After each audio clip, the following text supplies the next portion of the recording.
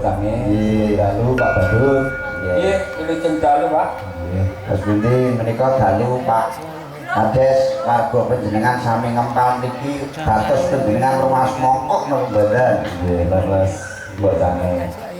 Nggih, ningali kawontenan ingkang kados wonten regenipun nggih kandadosaken remening manah mugi-mugi sedaya hajatipun warga masyarakat Dusun Pununggal Bukadus lan sedaya warganipun menika mangke pikantuk ijabah saking Allah Subhanahu wa taala.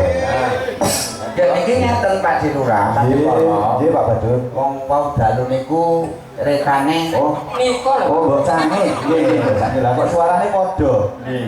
Kalau mau dalu menika wonten Cerabak nggih, menika Bilar Wayang ruangan Nggih, terus. Ajeng dalu menika wonten Pununggal. Nggih. Wis muga-muga mengki rezekinipun sempulur panjenengan anggenipun nata masyarakat mangke tentrem ayem Amin. Amin. sami gampil anggenipun pados sandang mangupa jiwa. Lah kira-kira benjang menapa anggenipun badhe wayangan bali desa. Nggih. Niku mengke diwacanakan riyin kok cange. Oh nggih. Itu perlu dirembuk sareng-sareng. Nah nggih, kula niku kok arep-arep ngarep-arepe dalang boten ning nek pami jenengan niku gelar wayangan ten bali desa wah sansaya elok wong gamelane yo anyar. Nggih to? Nggih. Menika Ayo kono dibantu. Leres. Nah nggih. kadawan apa menika mbok cange? Nggih. Monggo sak kersa panjenengan menika wonten kamardikan kagem panjenengan Pak Kades. Menika dalem bawa mawon mbok cange. Nggih. Sri Uning. Nggih, dawuhipun menika menapa? Sri Uning. Nggih. Oh, Sri Uning. Menika wonten ngangsanipun para-para nggih rawuh wonten ing mriki menika Bapak Kapolsek Kismantoro. Nggih. Rawuh malih menika saking unsur Koramil wonten Bapak Kapolsek, Bapak Koramil. nggih wonten Pak Suwatno, wonten Pak saking Agung, militer. Pak Budi, nggih mugi sedaya saged barokahi nggih. Amin. Luwih-luwih dalu menika pagelaran aman terkendali. Ngaten. Oke, wayangan ora aman iki ngopo? Iki panjenengan badhe bawa siluning. Nggih. Lah mangke diterusne mboten? Mungkin diterusne jenengan. Diterusne jenengan sing diterusne Pak Badut. Lho. Jane kulo pokoke enten mriki niki tebih malah kok kane ngenteni dulur-dulur. Nah, tekan kono-kono. Anak putu nggih pun nglumpuk nggih. Monggo, Pak De. Nggih. Ade Balon. Nano nebut lawan putri. Wah, suara le arum. Iya. Sri Uning Mustika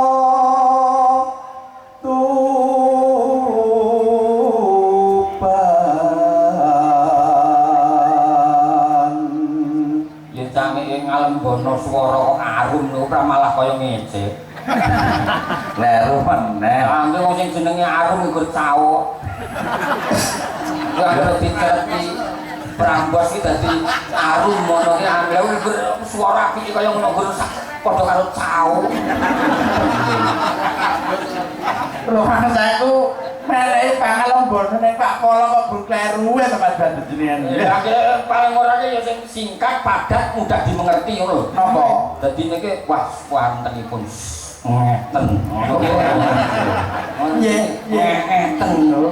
Suwantenipun Pak Polo. Ngeten apik. Nggih. Putra Kanjeng Suro lawe. Nun sewu Mas Badut. Pak Polo mriki, Pak Polo Darmaji niki nawi enten lomba. Piye napa niku jenenge? Bawa. Kakek Semantara niku menang niku terpanggil. Oh, Dari nyune kula. oh ngaten. Nggih. Niku nek lomba tarik tambang. Lomba bawa Mas. Oh, Iki piye to? bawa nek sae nek tarik tambang batin kuwi lho kancane iki sapa kuwi kok iso menang niku lho. Niku jenenge perlu diluruskan kok. Nggih. Lomba. Lomba bawa kok tarik tambang. Tepang kompor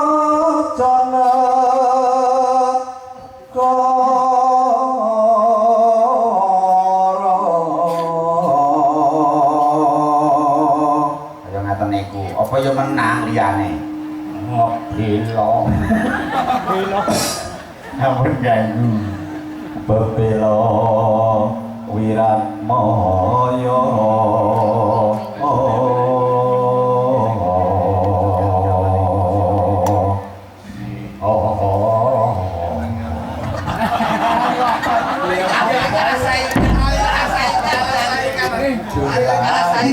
Tanurung sihune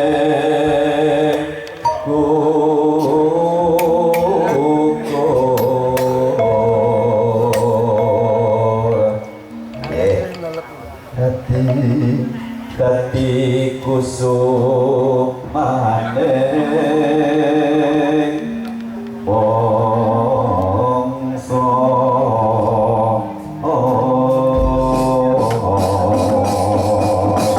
matur sembah nuwun Pak Darmaji niki mantar saking tetindih panjenengan anak bawa sriwuning mugi mahanani ayem-ayem tentreming warga masyarakat iki. Nggih, mugi dados panglipur sawetawis. Inggih. Pun kaliyan atur kula Pak Badut, menika panjenengan ingkang dipun terusaken. Oh. Matur suwun, monggo. Nggih. Ya iki panjenengan lenggah mriki napa langsung teng lenggah niku? Ada ampun repot-repot.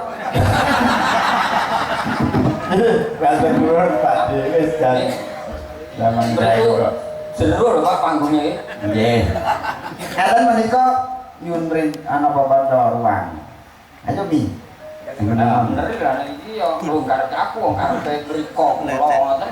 Ora iki ya loro rezeki tidung. Ah, ngoten. Nggih. Ngaten Pak Dibadut, saderengipun kalajeng kawiwitan saking bawanipun Pak Darmaji menika wonten seratan utawi layang nggih nang sampun jenerat menika dari Karang Taruna tunggal badhe nyuwun gending tunggal Sideman kaping kalipun Gubuk Asmara kaping tigalipun Sarung Jagung Ben support sik tiga ilim. nggih dipun santos rumiyin ayo Dik Mami digarap Gonggo Minang kenging digarap irama seger nggih dipamparengaken monggo kanca-kanca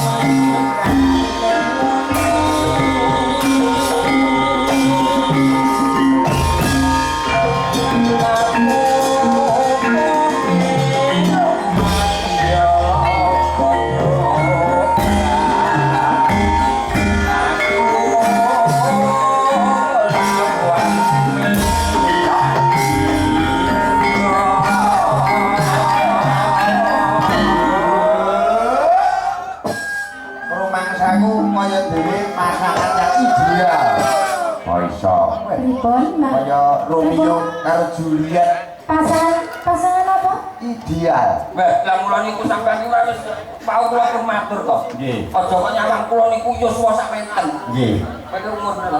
Kula 17 tahun. 17. Nggih. Nggih. Lah bojoku ke tak ijol ning iki kok telu no. Kok bojo dijol iki lho. Lah bojoku ke wis 56 kok. Mboten napa-napa, malah 3 kali lipat malah saya lho niku. Lah nggih dijole kok telu. Turah sithik kena dikekne naik. Ya. Katresnan dewi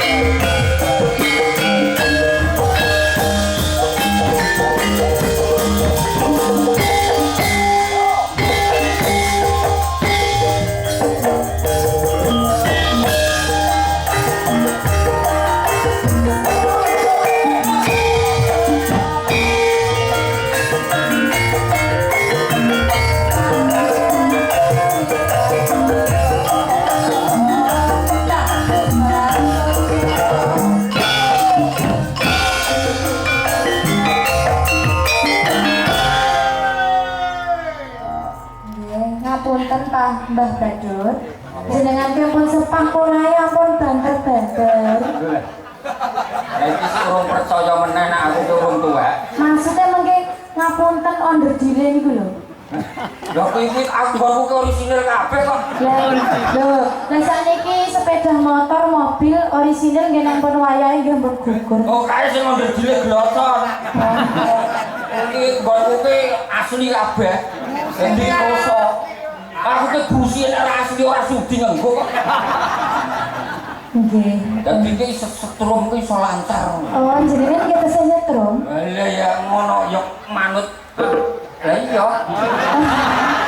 Mboten lho, niki ibu-ibu pesindahan menika nek napa bengesane mlingir-mlingir abing. Lah jenengan kok cemeng lho. Lah sing abang lu ibu-ibu kan semangat. Nggih, lah jenengan kok cemeng. Lah kali nganti kula dhewe untu barang dhewe bengesi. Jenengan nggih yo. Kalau dinyiloni semelange tenan. Lah iya. Lah apa tak gagas nek kunane Pak Badut e. Lho di anu lho.